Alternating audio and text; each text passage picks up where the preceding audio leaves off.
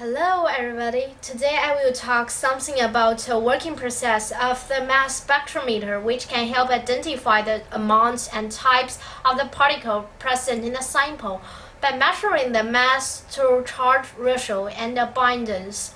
Here I will provide you with some pictures about it and what consists of it.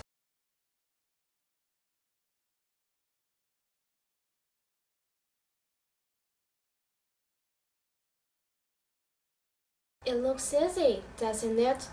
But actually, it is kinda difficult to understand what happens inside it. And this is why I illustrate this technology for you. First, we will take a look at the laser, the high energy of which can make the particles become negative charged.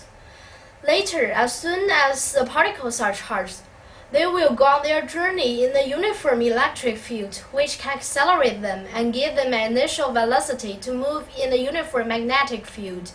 Here I will provide you with some formula about how the energy of electric field turns into the kinetic energy of those particles. As is known to all, there is no any other form of energy takes part in this process. Therefore, the first one is equal to the second one. And at last, we got the initial velocity of the particle when it first enters into the uniform magnetic field, like this. Then the particles go ahead into the uniform magnetic field. As you can see, those magnetic induction lines flow perpendicularly into the paper.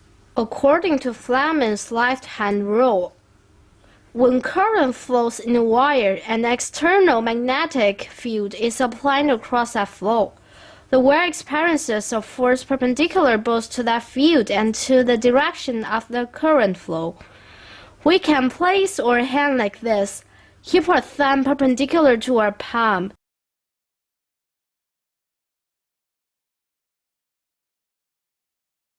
For example, this pencil is a magnetic induction line perpendicular to my palm, and then we will move our fingertip to the direction opposed to the moving direction of the negative charges. That is the direction of the current flow, or the direction that the positive charges go towards.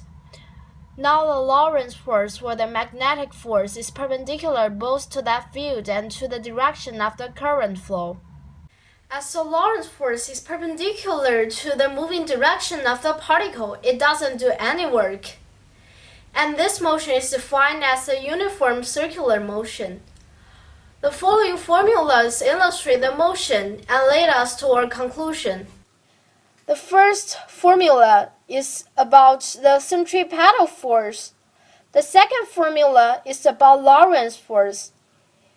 It is especially worth mentioning that B represents the magnetic strength. As this Lorentz force has the same functions with the centripetal force, the first one is equal to the second one. Since we have already known the initial velocity of the particle when it enters into the uniform magnetic field, we finally get the radius of the uniform circular motion. Therefore, we can draw to the conclusion that the radius of this motion is relevant to the reciprocal of the mass-to-charge ratio, and this can help differentiate the particles.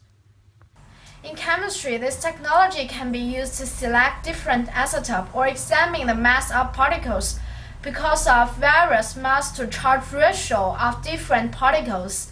In our real life, as far as I am concerned, this technology can be used to produce air purifier, which can collect or even classify the harmful dust in the air.